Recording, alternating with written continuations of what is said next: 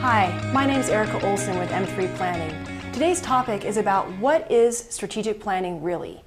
You know, strategic planning means different things to different people, and we have found that if we're not really clear about what we mean by strategic planning for an organization up front before we get started, we tend to have some problems getting people engaged in the middle of the process, or there's just roadblocks or people's resistance gets in the way. So here are the different types of things we mean when we talk about strategic planning, and there are different outcomes most of the time that leaders are seeking when they're engaging in a strategic planning process. These build, so let's talk about them sequentially, and then you can think as we're moving through what you're really looking for in your strategic planning process.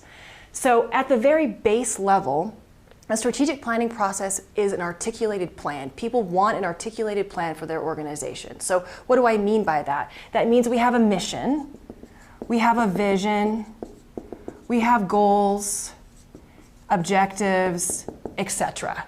An articulated plan. Sometimes we want to add on to that plan is actually strategic. And you may say, well, it's a strategic plan, but that's not necessarily true unless you bring in external data. If you don't bring in external market data, such as what your customers think, what your competitors are doing, what's happening in your environment, in your industry, you're not going to have a strategic plan. You're just going to have a plan. Now, sometimes we don't need a strategic plan. Sometimes we just need an articulated set of mission, vision, goals, objectives. But sometimes we really need to figure out what our strategic differentiation is in the marketplace. And in which case, to do so, you need to add into your process that market data collection, use it to make strategic decisions about what you're doing and not doing, such your plan actually articulates how you're different. Okay, so a plan that's strategic that also drives organizational engagement. How do we drive organizational engagement? We cascade goals. And cascaded goals mean that everybody in the organization knows what their piece of the strategy and the plan are. That drives organizational engagement.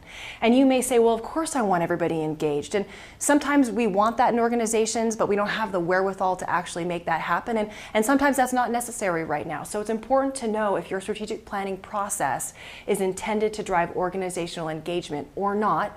And if it is, you need to make sure that your plan goes all the way down to the individual level so everybody knows their piece of the future.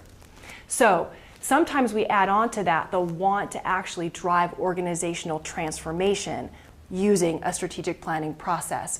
And how do we do that?